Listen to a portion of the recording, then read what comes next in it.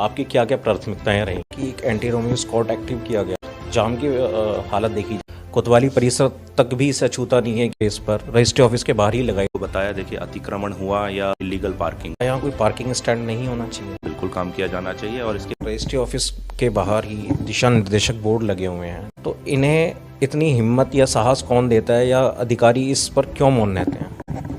आपने ये मेरे संज्ञान में लाया, मैं इस पर एक बार जांच कर देखूँ।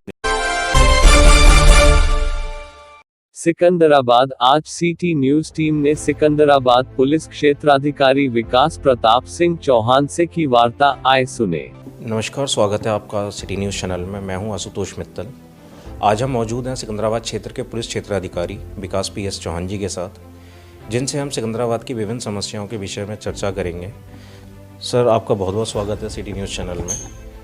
सर, सिकंदराबाद सिटी में क्राइम को कंट्रोल करने के लिए आपकी क्या क्या प्राथमिकताएं रहेंगी? ये क्राइम में जैसे सरकार की भी प्राथमिकताएं हैं। अब महिला संबंधी अपराध, बच्चों के खिलाफ हो रहे यौन शोषण के खिलाफ पुलिस द्वारा प्राथमिकता से कार्रवाई करी जाएगी। और हम हमेशा ये प्रयास करते हैं कि जो भी ऐसे व्यक्ति हैं जो ऐसे अपराधों में लिप्त पाए जाते हैं, उनके खिलाफ विधिक सख्त से सख्त कार्रवाई करें। इसके सिवा मादक पदार्थों की तस्करी में हो या हमारे युवाओं को बरगलाने के लिए शांति व्यवस्था बिगड़ कर लोग जो बिगाड़ना चाहते हैं, उनके खिलाफ पुलिस एवं प्रशासन द्वारा सख्त से सख्त कार्रवाई।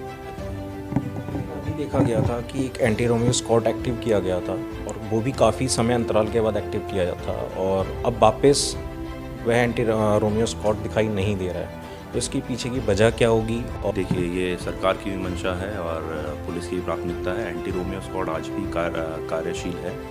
हाँ, अभी जैसे मेरे संग आपने जैसे बताया, हाँ हो सकता है कहीं हमारी कार्रवाई में लोगों के जो एक्सपेक्टेशंस है उसको हम मीट नहीं कर पा रहे हैं, पर हमारी प्राथमिकता भी यही है, सरकार की प्राथमिकता भी है।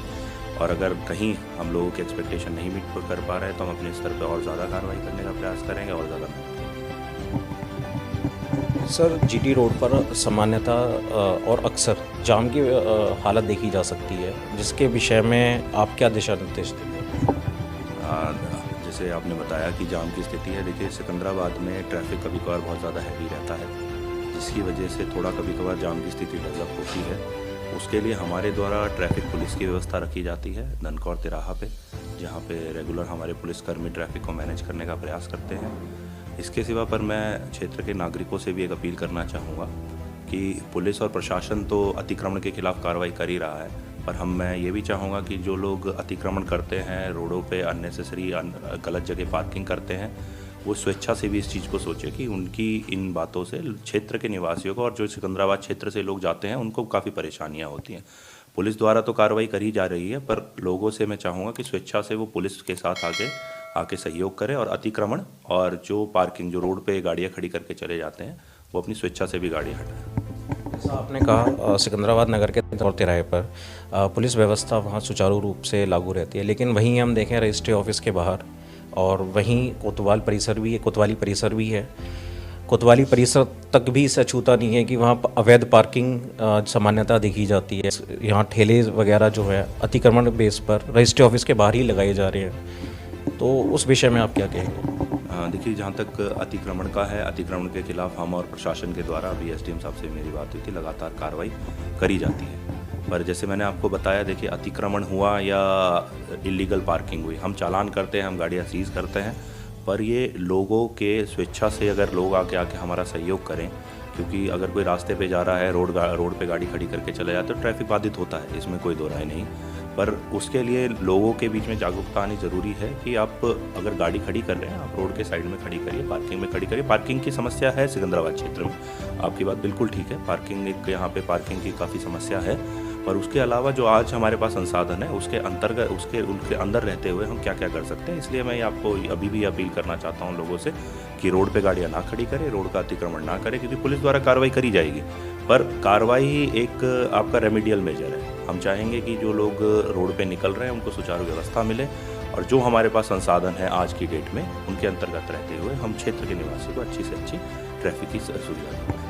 जैसा आपने कहा कि पार्किंग की समस्या है, तो क्या यहाँ कोई पार्किंग स्टैंड नहीं होना चाहिए? क्या उसके विषय पर काम नहीं करा जाना चाहिए? नहीं, पार्किंग स्टैंड के विषय पे बिल्कुल काम किया जाना चाहिए, और इसके विषय पे शासन, प्रशासन और पुलिस मिलकर काम कर भी रही है। पर थोड़ा सा चीज़ों को आने में समय लग जाता है।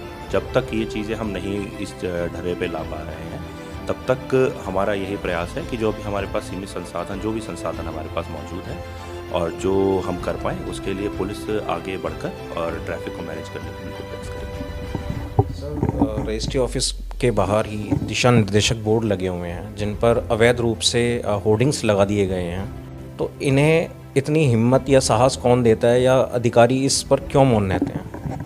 आपने ये मेरे संज्ञान में लाया, मैं इस पर एक बार जांच कर दिखवाता हूँ और अगर ऐसा कोई है तो हम बिल्कुल कार्रवाई करेंगे। सर, पुलिस कर्मियों के शस्त्र प्रशिक्षण कार्यक्रम के लिए आपके द्वारा क्या क्या उसमें नियम बनाए जा रहे हैं? देखिए, जैसे हमारा अभी जैसे चुनाव के संदर्भ में हमारी लाइन में भी जो एंटी रॉड इक्विपमेंट्स होते हैं उनकी ट्रेनिंग दी गई जाती है। शुक्रवार की परेड होती है, उसमें ट्रेनिंग दी गई थी।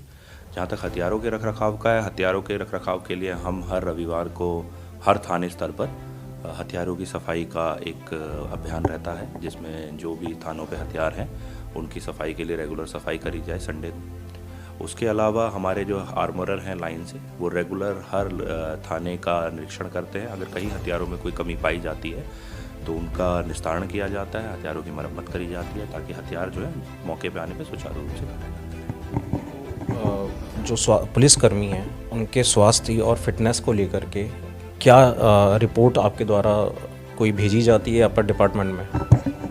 नहीं, देखिए, हमारा मेडिकल का तो कार्यक्रम चलता ही है जो साल में होता है।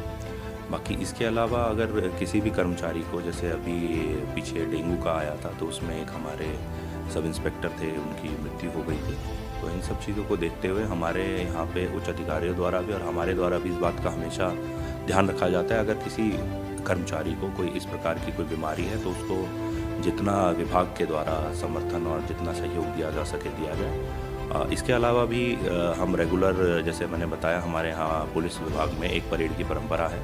मंडे फ्राइडे ये परेड होती है, तो उसमें हम कोशिश करते हैं कि जो व्यस्तता है उसके अलावा भी पुलिसकर्मी के खान पान पे और आपका स्वास्थ्य के ऊपर ध्यान रख सकें। जैसा कि ट्रेनिंग के दौरान हथियारों को चलाने के लिए प्रशिक्षण मिलता है, लेकिन समय समय पर भी, जिसे हम ट्रेनिंग बोलते हैं, उस ट्रेनिंग अपडेशन के लिए, डेवलपमेंट प्रोग्राम के लिए आपके द्वारा क्या प्रोग्राम चलाए जाते हैं? ट्रेनिंग के लिए हमारे लाइन स्तर पर रेगुलर प्रशिक्षण की कार्रवाई लगातार चलती रहती है। रोटेशन पे हर सिपाही और जितने हमारे कर्मचारी हैं उनके लिए हम प्रयास करते हैं कि हर किसी को दोबारा रिफ्रेशर एक तरीके से कोर्स कराया जाए, जिसके लिए लाइन में लगातार हमारे कार्यक्रम चलते रहते हैं।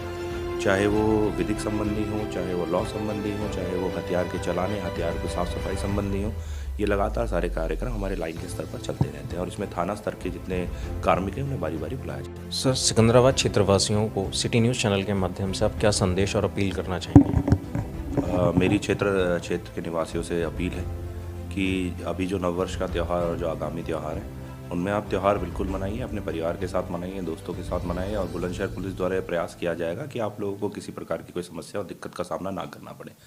पर इसके साथ साथ मैं ये भी कहना चाहूँगा कि त्यौहार के आड़ में कोई उपद्रव, कोई हुड़दंग की को प्रयास ना करें, क्योंकि अगर किसी के द्वारा हुड़दंग, उपद्रव या अराजकता फैलाई गई तो हमारे द्वारा सख्त से सख्त कार्रवाई उनके खिलाफ करी जाएगी। बाकी इसके अलावा मैं लोगों से नववर्ष की एवं मकर संक्रांति की अग्रिम शुभकामनाएं देता हूँ।